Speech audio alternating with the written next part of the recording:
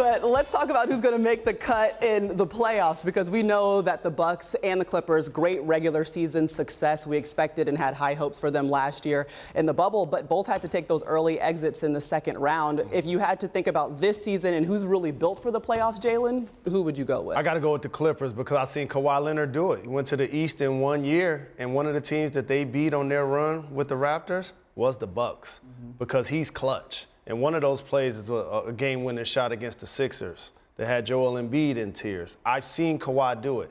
Giannis struggles in close games. The Bucks are 3-8 in close games this year. He struggled shooting the three, struggled at the free throw line. They're still trying to find their identity at the end of games. It's so interesting because we're still talking about Giannis putting up MVP numbers, but still there's a trust factor there in that postseason, Uncle P. Who would you go with? Who do you trust more in the playoffs? Whew, man, they both have been disappointing, but I have to go with what Jalen said. The Los Angeles Clippers, I really think they're really primed this year to make a run. I'm looking at what they've been doing offensively. They're one of the great three-point shooting teams in the league. They got 2 shutdown defenders when it gets down to it. And so I just feel like the Clippers, they're going to learn from their past battles and build on that. Milwaukee, I just feel like I just don't have enough trust in them. Once the playoffs start, they show me over the last couple of years that they can't close out in the big games. And so I got to go with the Los Angeles Clippers on this one.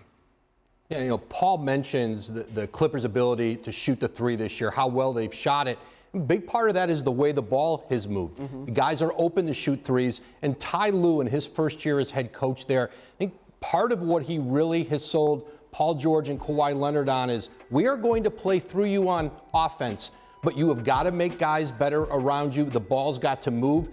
That's happened this year. And, you talk to Clipper players, you talk to management there, they love what Ty Lue has done with this team. The way one person phrased it to me, he has the ability to hold guys accountable without leaving scars. And listen, his in-game adjustments, his ability to, outside of the game as he moves forward and watching film and really being a very hands-on head coach with this group. Remember, this team has been 18-5 with Paul George and Kawhi Leonard. I think for the Clippers, the coaching change to Ty Lue, they've started to see the benefit of it.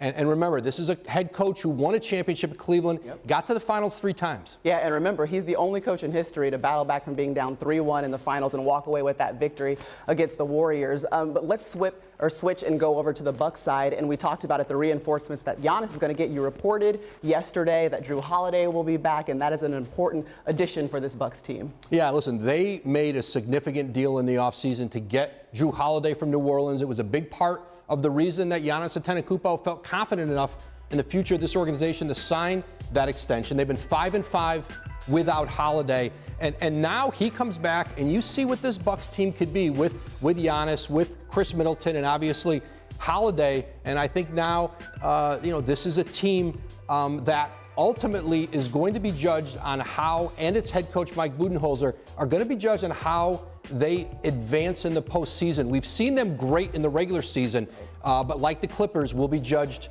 on May, June, July. And he's a guy that can initiate offense, so is Chris Middleton. That's why I would like to see Giannis be more of a recipient in the half court than an initiator. With him not being a three-point shooter, they're backing off of him 8.5 feet.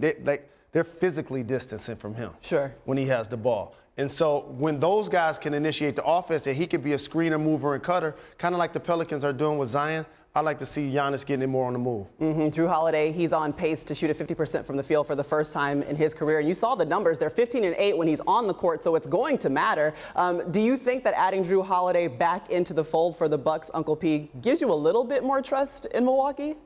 I mean, yeah, for the regular season, but check this out. When the last time we seen a team get to the NBA Finals without a second All-Star? Chris Middleton didn't make the All-Star team this year. Jrue Holiday, he's not an All-Star. So, yeah, they got better at the point guard. Jrue, he's a competitor on the defensive end. He's a distributor. He's somebody you can trust. But I just don't see this Bucks team getting over the hump with just that move. They lack the depth. I think teams have figured out Giannis in the playoffs to where he's not going to be effective in the later rounds, and he's going to have to rely on his teammates. Hey, but are those teammates let me ask you guys over the hump? I want to hear from you and Jalen. What can Giannis do then? He's averaging 25, 10, and 5. Like, what can he do to make you believe in him or get over that hump? Does it just have to happen in the postseason? Is there anything else he can do? Because he's averaging those MVP numbers. No, absolutely. It's not just him, though. It's like, do you trust his sidekicks? Do you trust Chris Middleton when it gets tough? Who's going to be that guy down the stretch? We already know that if your star player, who is Giannis, he's not a great free throw shooter. He can't create his own shot down the stretch. Is Chris Middleton that guy that you can trust? And that's the type of guy you need in close playoff games, is a guy that you can trust. Say, hey, listen, the game is on the line. We're going to give you the ball. Can you bring us home? Can he be that guy? And we haven't seen that. I think Giannis and this Bucks group have one more year, Maria, to break through. I'm not, as a matter of fact, as Paul on that one just yet because of the guy that's on the screen.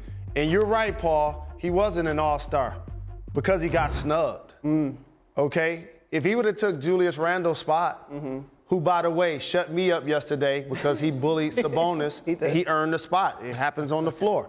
He got snubbed. He's one of 6 guys that's averaging 25 and 5 with a 50-40. Yeah. And so Chris Middleton is an all-star level player. Middleton is an all-star level player, and so has Drew Holiday been in the Western Conference. Those 3 are good enough to help carry this Milwaukee team. Is the rest of their roster deep enough? Do they have enough? But this is a team that ultimately, and I think for Mike Budenholzer moving forward, he's got a year left on his contract. Listen, the Clippers made a move after getting knocked out early last year. Doc Rivers was out. Mike Budenholzer came back in Milwaukee. I do think his future in Milwaukee is very tied to the postseason success of this team. He's implemented a new system here. They've got time to work through it in this regular season.